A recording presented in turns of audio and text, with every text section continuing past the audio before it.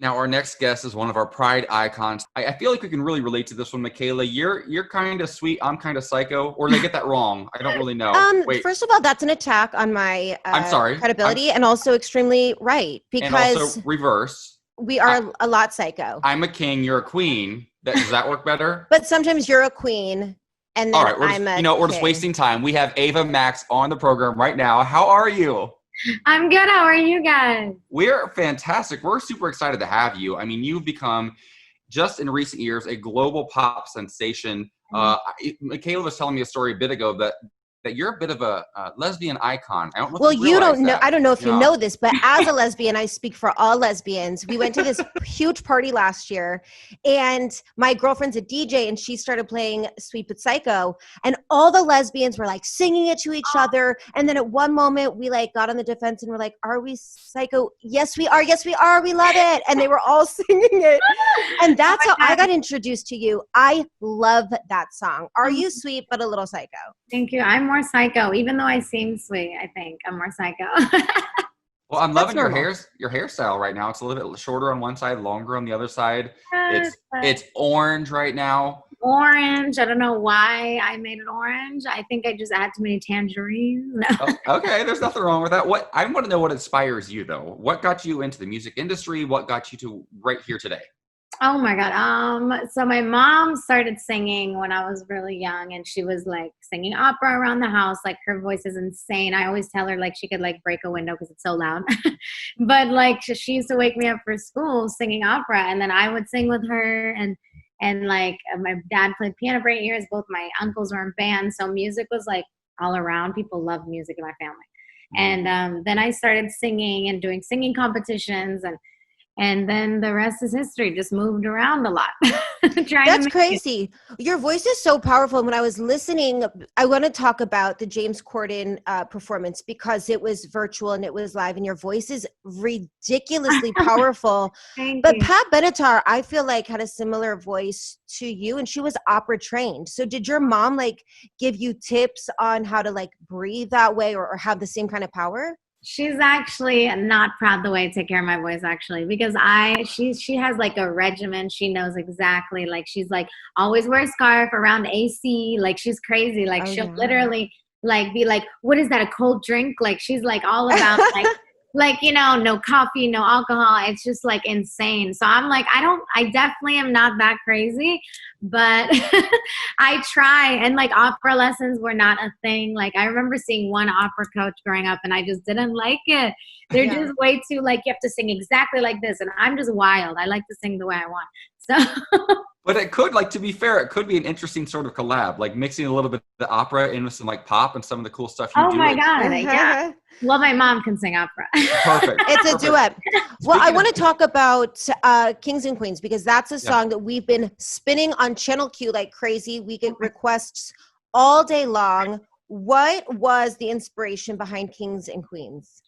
Man, Kings and Queens is really about queens, and it's just about queens regaining their thrones. And I'm always telling everyone this. I want to see queens more in positions of power, and like I mean, I feel like women are the best. Like, come on now. And I'm just like, I just want to have that in every song, like an anthem, you know, as many anthems as I could put out there to let everyone know that queens are the best.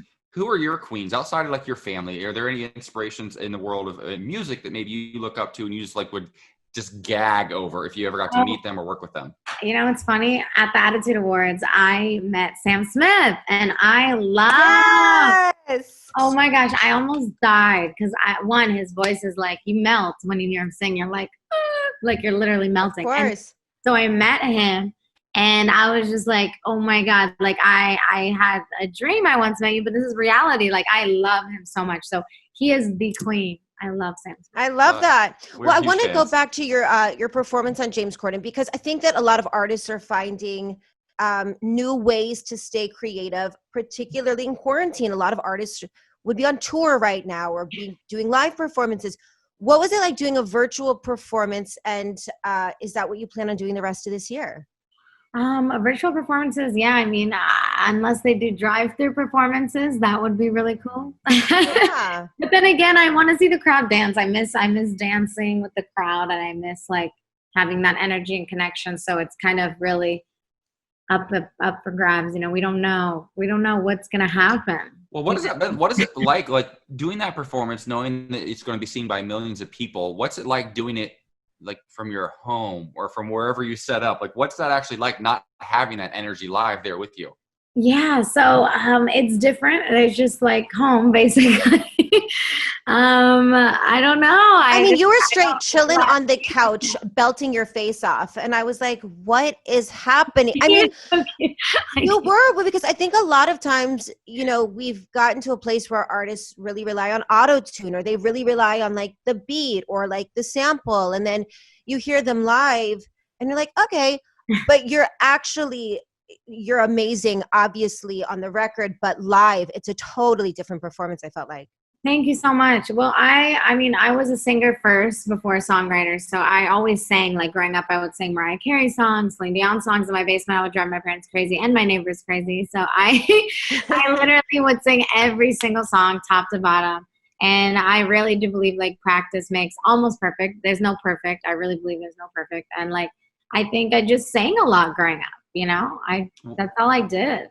What's your favorite Celine Dion song?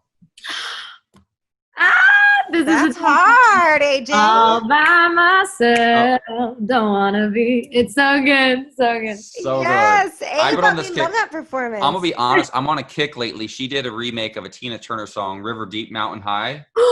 Oh my God! When I was 8, there's a video of me when I'm 8 jumping on my brother's bed and like having trophies of his soccer, like trophies, like pretending I won Grammys and singing "River Deep, Mountain." You were singing that song? So good. I have to put it out. It's funny. Yes, please send it to us so that when we do this interview, the people are getting a visual of you on your bed at 8 years old singing River Deep, holding soccer. Oh my God, I have to go to my mom's house. I have to find it. They're like those old big cassettes, you know what I'm talking about? No, but I'm like, I don't know if you guys can get it out there. Well, speaking of your mom, I want to talk to you. We are still in quarantine. Family's obviously very important. Have you been able to see your family, or have you had to be really tightly quarantined? The first 2 months, I didn't see them. Well, the first month and a half, I didn't see them. And then I couldn't take it anymore. We were all quarantined. I'm like, I think it's okay now. We've quarantined for over 3-4 weeks. And so I finally saw them. But it was hard not seeing them. And they were like in the same town, you know, my parents. Mm-hmm. So obviously it's hard for me because every time I see someone, I'm like, I'm always thinking about my parents. I don't want to give it to my parents if I get, you know what I mean? Like knock on, like, you know. So I'm just like, everyone back up, my parents. I see them. Like I feel like that's a lot of young people, like a lot of younger people. We're scared about getting it, but we're more scared about getting it and giving it to our parents or our grandparents, the older generation for sure. We're gonna have you intro your song in just a second. But before we let you do that, we're super excited about that.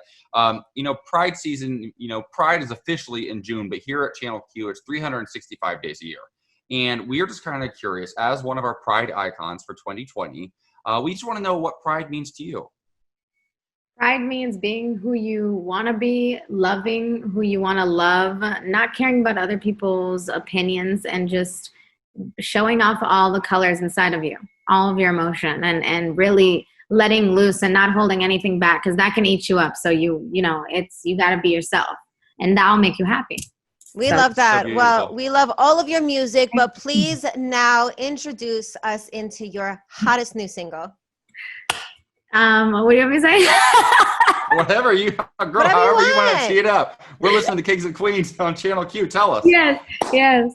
You're listening to Kings and Queens on Channel Q. Hey!